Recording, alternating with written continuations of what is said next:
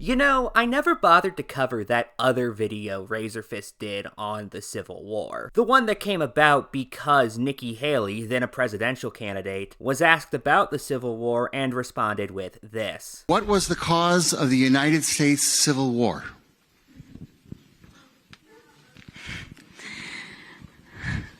Well, don't come with an easy question or anything. I mean, I think the cause of the Civil War was basically how government was going to run, the freedoms and what people could and couldn't do. What do you think the cause of the Civil War was? I'm sorry? I'm not running for president. I wanted to see your That's a good thing. On the cause of the Civil War. I mean, I think it always comes down to the role of government and what the rights of the people are. And I will always stand by the fact that I think government was intended to secure the rights and freedoms of the people. It was never meant to be all things to all people. Government doesn't need to tell you how to live your life. They don't need to tell you what you can and can't do. They don't need to be a part of your life. They need to make sure that you have freedom. We need to have capitalism. We need to have economic freedom. We need to make sure that we do all things so that individuals have the liberties so that they can have freedom of speech, freedom of religion, freedom to do or be anything they want to be without government getting in the way. Thank you. And in the year 2023, it's astonishing to me that you answer that question without mentioning the word slavery. What do you want me to say about slavery? No, you answered my question. Thank you. Next question. Now, that was just a bunch of incoherent vagaries that didn't really communicate anything. All political fights are inherently about how the government is going to be run, at least on some level. And although her mention of it being about if government exists to secure the rights of the people is at the very least closer, her specifically turning that into government doesn't have to tell you how to live your life doesn't really make any sense. Especially given the Civil War, when you boil it down, is a giant example of the government needing to be used to secure the freedoms of the people by restricting the behavior of others. Slaves were freed when the federal government made slave owners give up their slaves. That's just what happened. Overall, it was just a very bad answer, and she herself even acknowledged that, making fun of it during an appearance on Saturday Night Live. We have time for one more question, and it's actually for Ambassador Haley.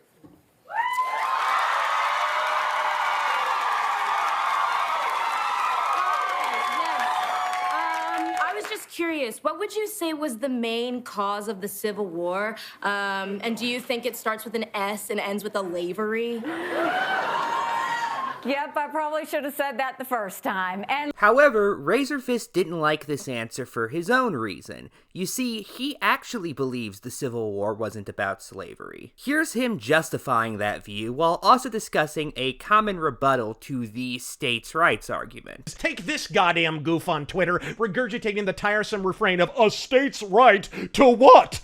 A vacuous meme that's made the rounds on the interweb of late, and like all leftist memes, it's distinguished only in its remarkable capacity to make not the faintest bit of butt-fucking sense, to which the obvious rejoinder remains a states' right to secede, you world-smashing retards! Which they wanted to do because of what exactly? You're not answering the question, you're just replacing it with a new one. Yeah, one of the big concerns Lincoln had was the precedent allowing secession would create. Specifically, that it could lead to a situation where states are constantly seceding with one another because of some political difference. This is not hidden history. This was covered in a fucking Brain Pop video. President Abraham Lincoln knew that if he let states secede from the country whenever they wanted, it would set a bad example for the future. Anytime a state didn't like the rules, they could just leave. As my Lincoln video happily stated, slavery was most certainly a cause primarily of the secession crisis, particularly for the states which initially seceded. Of the 13 states which would ultimately secede, you say, while showing a graph that only depicts 11 states as being part of the Confederacy, just 5 cited slavery in their much-touted Articles of Secession as a causal contributor to the act itself. And he cites absolutely no sources to back up this claim. Secondly, it predictably fails to concede why slavery was mentioned in those seceding documents, to repeatedly protest federal regulation or allowance of the institution. Even though 2 states directly said they disliked that Congress had attempted disallowing slavery in the territories, something which is totally within their constitutional powers, by the way. As unlike states, which have their own sovereignty to some degree, territories are just directly ruled by the federal government. No, it was just federal regulation they had a problem with. They wanted more allowance, not less. Hence, their rejection of the Corwin Amendment, which would have rendered the institution permanent. The South rejected the Corwin Amendment because they didn't trust the North to actually follow it, especially at a time where opposition to slavery was only gaining political power and support for slavery was only losing it. Yes, friends, that means in order for defenders of Lincoln to argue that the Civil War was fought only over slavery, they must first necessarily concede that the entire war was in fact fought over economics. You And a collective gasp filled the courtroom. Well, yeah, as I covered last time I talked about a Razorfist video on the Civil War, the Southern economy was very much tied to slavery around that time. So it makes sense one of the primary reasons as to why the South would be unwilling to give up the institution would be economics. You can somewhat sell the slavery caused the secession crisis argument, at least to the abject ignorant, but it's a tough road to hoe, arguing Fort Sumter was about slavery when there was nary a slave in the fucking thing and not a single casualty resulted, even if there were. But what the fuck does that even mean? No, obviously the conflict at Fort Sumter, which was primarily based on a dispute between the newly formed Confederate government and the United States government over the existence of a federal base in seceding territories, wasn't directly related to slavery. However, the only reason why secession happened, and therefore the fact there was a controversy over Fort Sumter's existence,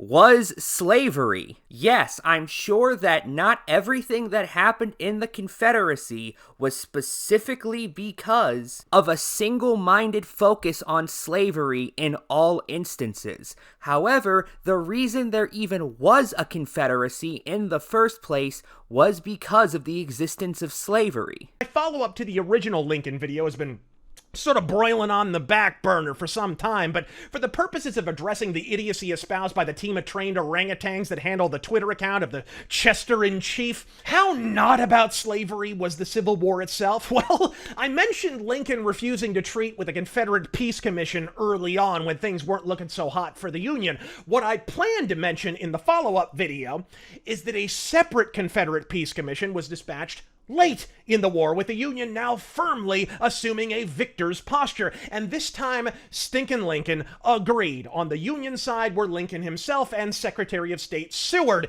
And perhaps one of the reasons he actually agreed to meet this time is that the head of the Confederate Commission was lifelong Lincoln ally and Confederate Vice President Alexander Stephens, whose association with the dictator-in-chief dated back to when they were both members of the Whig Party. Now, Stephens is a name you'll hear often from the armchair intelligentsia on History YouTube, as one of his most famous quotations amounted to an impassioned defense of slavery in the Confederacy, this being the smoking gun the statists wield whenever any counter-argument about slavery as a driver of the war is proffered, which is hilarious when you really think about it, as this gaggle of goddamn idiots are essentially arguing that the South fought for slavery because of the words of one of Abraham Lincoln's closest allies in professional politics, a former member of his party, and a man who, to that point, shared virtually all of Abraham Lincoln's political positions.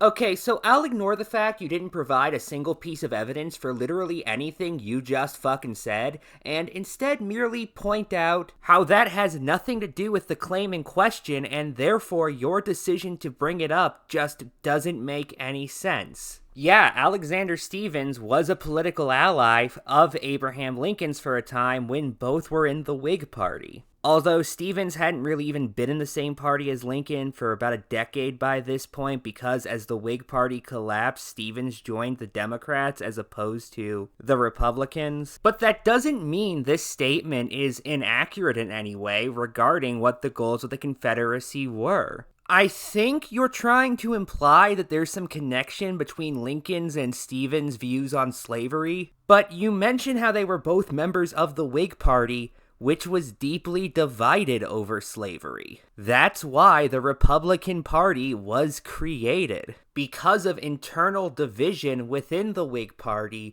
to the point where those who were opposed to slavery simply felt it more worthwhile to just leave the party. Anyway, final thoughts. Although this video was better than Razorfist's other video on the Civil War, if only because it's a lot shorter, it still makes a lot of invalid points. Good night, and good luck.